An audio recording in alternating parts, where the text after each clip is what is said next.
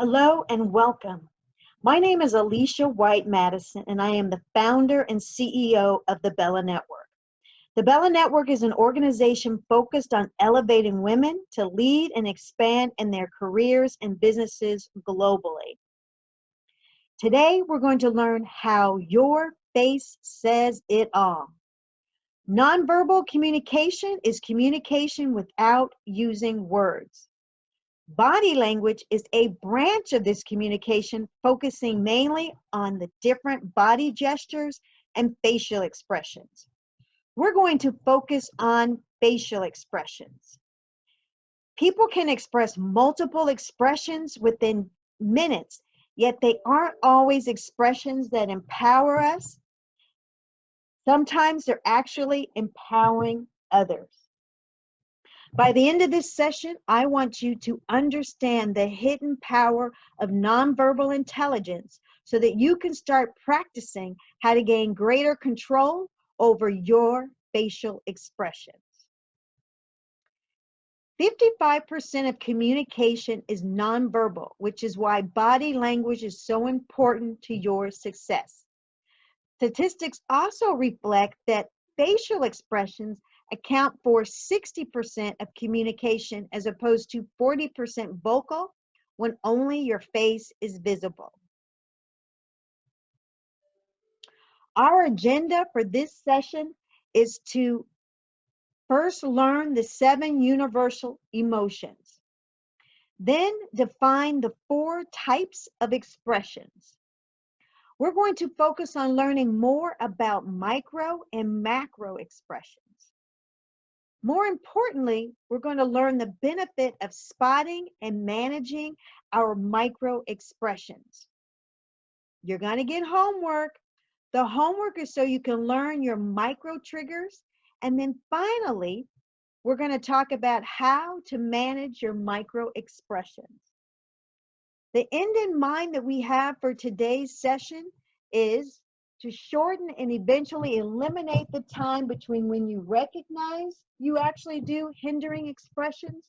So at that pivotal moment, you can choose a different facial response. I want to ask the group 3 questions that will help you understand if your facial expressions are impacting your success. Answer this for yourself and be honest with yourself. Question number 1, have you ever been asked why you displayed a certain facial expression that didn't come across as congruent with your words? So has someone ever said to you, what was that face about? Or maybe someone has says, I hate it when you do that face. Question number 2, in most cases, was your concealment unconscious or conscious? Did you know when you were doing that face? Was it intentional? Or maybe it was a learned behavior that you don't even realize you're doing. Number 3, what emotion does your comfort face express? When you're sitting quietly, what's your facial expression? When you're thinking about something, what's that go-to expression? Most people would say anger, sadness, disgust, but hopefully you say happiness.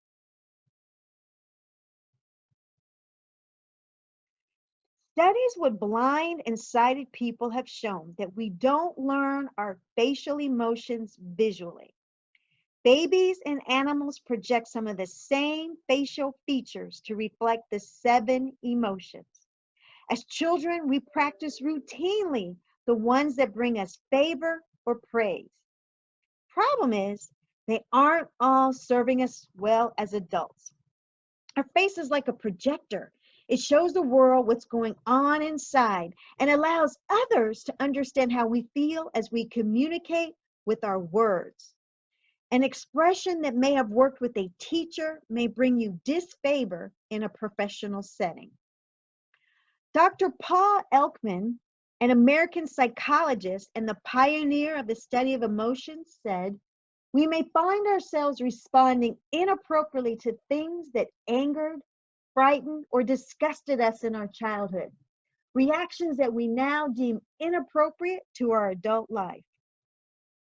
There is a greater likelihood that we will make mistakes in our early learning of emotional triggers simply because our learning mechanisms are less well developed. Yet, what we learn early may have greater potency, greater resistance to learning than what we learn later in life. Many of you may be thinking to yourself, Alicia, what's the difference between moods versus emotions? Well, moods are feelings held over a long period of time, like a day or longer. Whereas emotions are complex patterns of change lasting seconds, minutes, or hours. A temper tantrum, that may just last an hour, but you're not going to keep it for days and weeks and for a long period of time. So that's an emotion that you're going through. Okay, let's start going through the 7 emotions that have universal signals. The first of the 7 expressions is anger, also known as wrath or rage.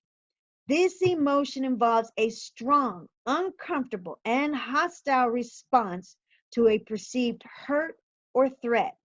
With anger, your eyebrows draw together, your eyes glare, and there's some narrowing of the lips like a pout. For some people, their angry face is the same for a minor incident as it would be for a serious problem, which can make it hard for others to judge the level of anger. Now, what you're going to notice here and throughout the next few slides is I have a picture of a baby and an adult.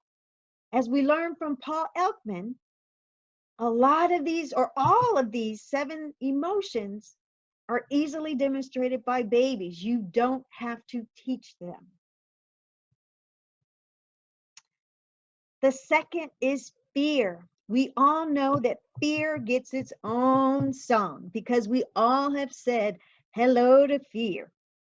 Fear is a feeling induced by perceived danger occurring in the present, or our escape from a hurt, or avoiding a future threat. With fear, the eyebrows get pulled up, our eyes widen, and the mouth is stretched wide. Sadness. Sadness is third, and it's characterized by loss, sorrow, or being let down.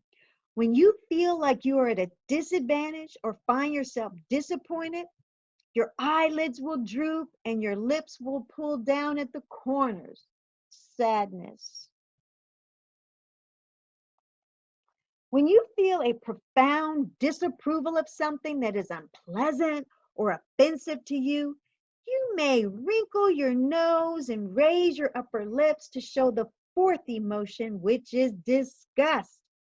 Disgust usually happens to our senses, in relationship to our senses, our sense of taste, smell, touch, or vision. The fifth is contempt. Contempt is one of the critical expressions that is most hindering of careers and the hardest to realize we are doing it because it happens out of our ego. This is the feeling that a person or a thing is beneath consideration, is worthless, or deserving of scorn. Think about the face that you feel is most hurtful when someone does it to you, and you will probably see its resemblance to contempt. When someone is making light of your idea or mock or ridicule your hard work with this expression, it hurts. Their corners will tighten and raise on one side of their mouth. Try this look now. Pull out your phone and use your selfie mode to see if you have a contempt look easily. Start to ask people in your circle if this is one of your often used expressions. It is critical to figure out if you have a contempt look.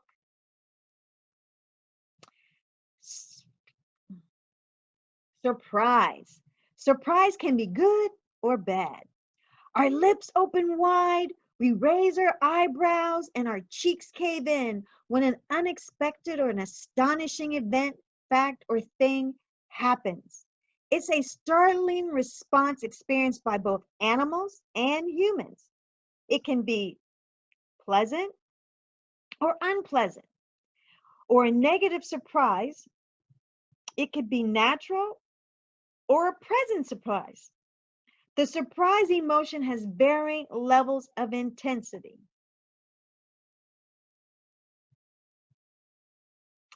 And lastly, happiness. Happiness includes positive or pleasant emotions ranging from contentment to intense joy. I don't need to explain the look of happiness. A baby is born knowing this look. It is when you wrinkle the area around your eyes and you push up your cheeks. A sensible level of neutral happiness or comfort should be your most used comfort base. Natural happiness is appropriate for expressing both disinterest and interest in a topic while absorbing or listening to a concept or idea. It displays professionalism and respect. Most importantly, it hides or balances your composure during stressful situations.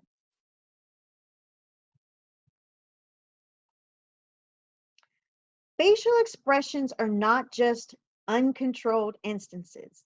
Some may be voluntary and others involuntary. Some may be truthful and others false or misleading. Some people are born able to control their expressions. They may find themselves natural liars. During your childhood, you may have known kids who could easily fool their parents, teachers, and friends, while the rest of us required training and practice and still couldn't fool our mothers. You may have thought your mother had some special way of knowing that you were lying. Nope, she was just reading your face.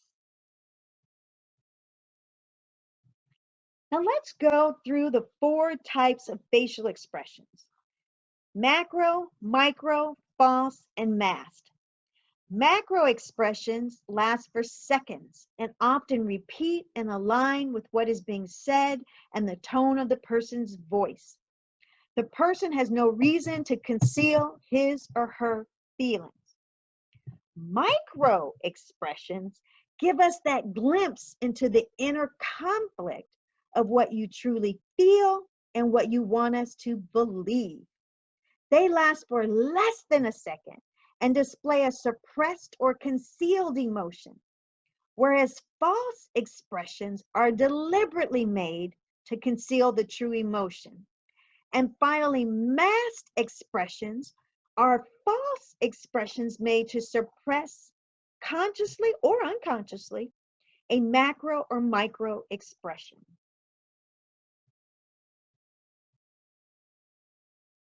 Many of you may be thinking to yourself, what's the difference between false versus mask?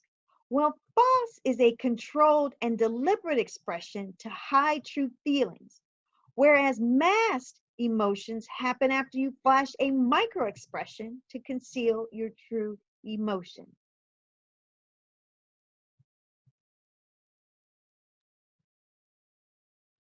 Micro expressions are very brief facial expressions lasting only a fraction of a second. They occur when a person either is deliberately or unconsciously concealing a feeling. For the rest of this session, we're going to focus on micro expressions so that you can learn to mask them or master the false comfort face.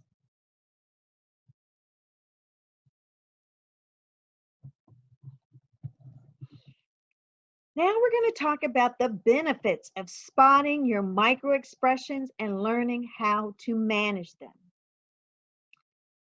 One of the benefits is to improve your emotional intelligence.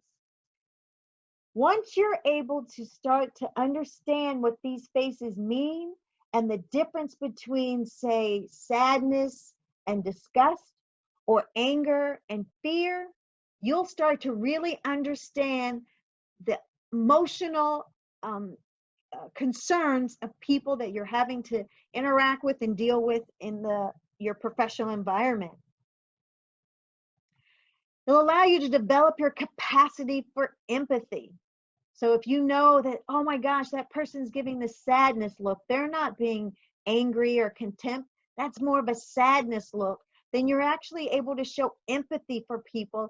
And as you're presenting something or sharing something with them, you can take that into consideration and show more of an understanding towards that person's either position or concept. It'll help you to spot concealed emotions because you'll be able to quickly assess what that person's micro flash of an expression meant, which will give you an opportunity to improve your relationships. Because you'll be able to respond to that person's emotions in the moment, which will create a situation where you understand others better. And then finally, it'll help you to recognize and better manage your own emotions. Now, when does your microexpression hinder your brand, your personal brand? Well, when your expressions aren't congruent with your vocal communication but contradict, people will start to second guess your intentions. When your expressions portray selfishness, when you look like you're wilting under pressure, if you throw up that fear look when someone's asked you to take charge of a situation, or you are the leader in handling a certain challenge or issue, it will look like you're wilting under pressure, and people will judge you accordingly and figure out ways to undermine your fear and your lack of confidence. When you flash a sense of despair, and so if someone sees, oh my gosh, they're a little fearful of what's happening, and there's this sense of, oh my, I don't know if I'm handling this correctly. People will see that, and it gives them an opening, or it allows them to push a button that will trigger a response from you that may take you off of your professional game. We all know how it feels when someone gives you that contemptuous eye roll. You know that that is one of the most hurtful looks, that look of contempt, that, and so that eye roll is an additional contempt look. When you throw up your lip and you roll your eyes, the list can go on and on and on. But if you're not in control of your expressions, they're possibly hindering your professional brand. So now we're going to jump into your homework assignment. And I want you to understand this assignment so that you understand how to correlate, how to manage it with what you're doing now. So here's your homework exercise. Microexpressions can be difficult to recognize, but photos and videos can make them easier for you to understand when you do them, so you can learn how to recognize the way that various emotions register across parts of your face. So I want you to grab a partner and have them videotape you doing 3 different talks. The first video, I want you to talk about your current work tasks and colleagues that you work with for 2 minutes. Give yourself a considerable amount of time to get some detail in there about your work tasks and different colleagues that you work with. Ones you like, ones you dislike, work tasks you like, work tasks you dislike, but spend about 2 minutes talking about that topic. Then talk about your passion or something you enjoy doing for 2 minutes. This should be a happy conversation, one where you put some passion and excitement into it, and there's different intensities of happiness being displayed. For the last video, I want you to talk about someone or something that frustrates you. Give yourself another 2 minutes to really allow yourself to freely talk through some frustrating or challenging or disappointing things that you've gone through. Okay, now have your partner watch for microexpressions and take mental notes of when they occurred and what was said while trying not to distract you. Ask them to spend time giving you honest feedback on your expressions while you take notes. Then go back and watch the videos and compare your notes. Follow the steps in the next lesson on how to take control so that you can begin to learn your triggers. So once you have these 3 videos and you've spent some time talking and getting honest one-on-one feedback with a person who was helping you with the videos, and then you've gone back and watched those videos and compared your notes, then I want you to start using the next tools that we're going to learn to begin to take control of your expression. So how can we manage our expressions? Well, first, we got to identify the behavior. And those videos will help you do that.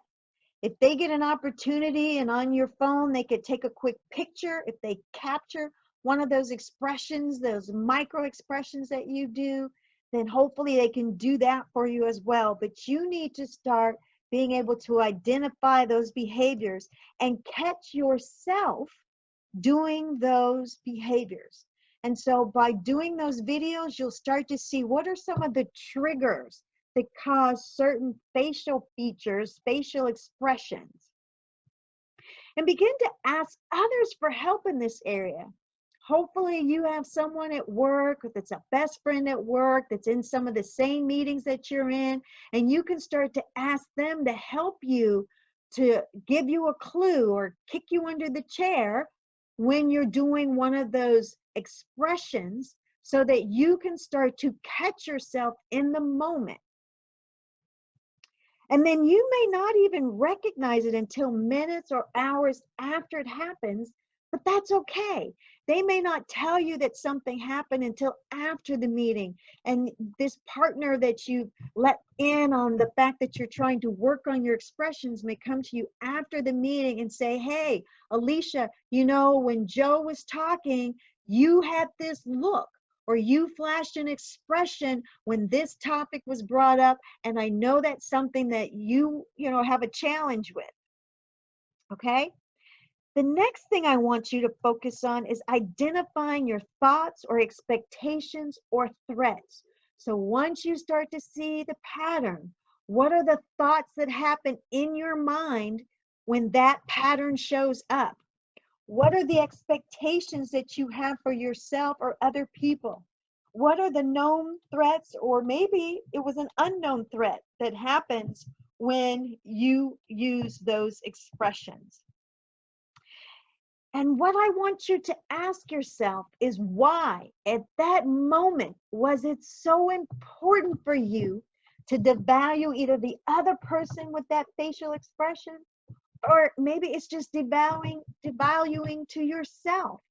But what about that situation caused you so much grief that you would give your power to someone else, or give your power to the challenge or the emotion that you express? Are you feeling threatened? What is threatening to you so that you feel that you have to get excited or get some kind of sense in that moment?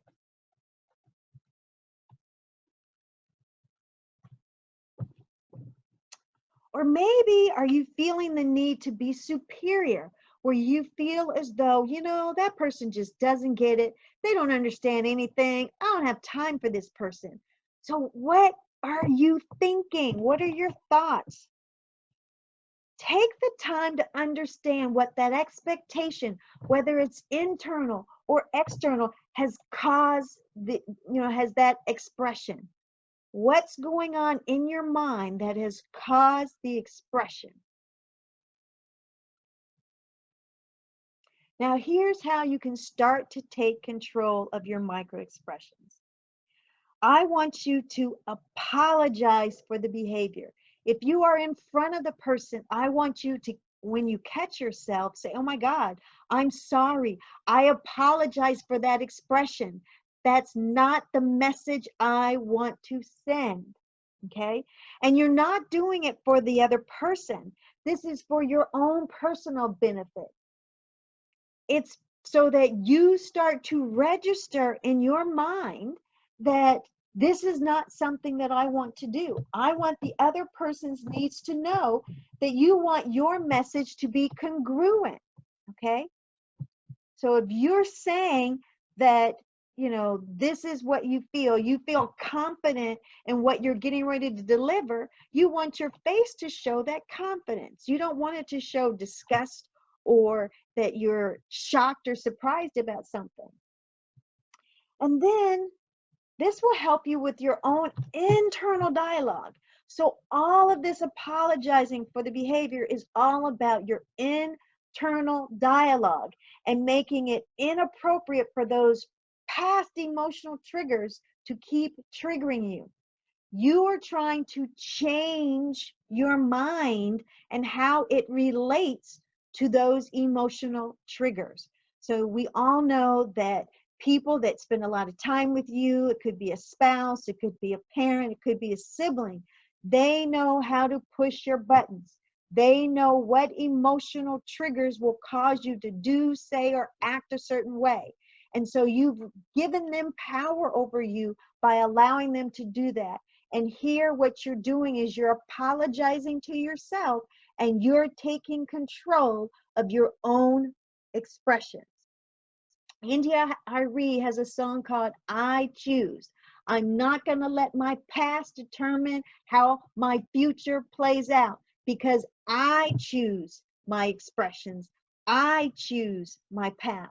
And so this is you saying to yourself, I apologize for allowing past triggers to emotionally have control over me, and I'm choosing. Your mind needs to hear your voice saying that this is not how you want to be served by your expressions. You are taking control of your emotions. You choose. Now, with all of that, I want you to start focusing on changing and replacing your expectations and emotional triggers. Yes, this will take time. So make sure one of your personal expectations isn't perfection. You're not going to be perfect at it tomorrow. It may take years for you to grow into this. But as you start to understand your triggers and say, you know what, that there lies my trigger and I'm making a choice. I choose a different response. You'll start to see a different response culminate. So know that you can change your expectations, your thought habits over time, which will lead to a change in your behavior. Habits have cues. They don't just happen. There has to be a cue that will trigger the habit. And so you need to understand the habit loop. There is a book called The Habit Loop. If you search Google, you will learn about the habit loop. And so this is something that's critical about helping you once you understand your emotional triggers and you figure out your cues, you can start to change your habits.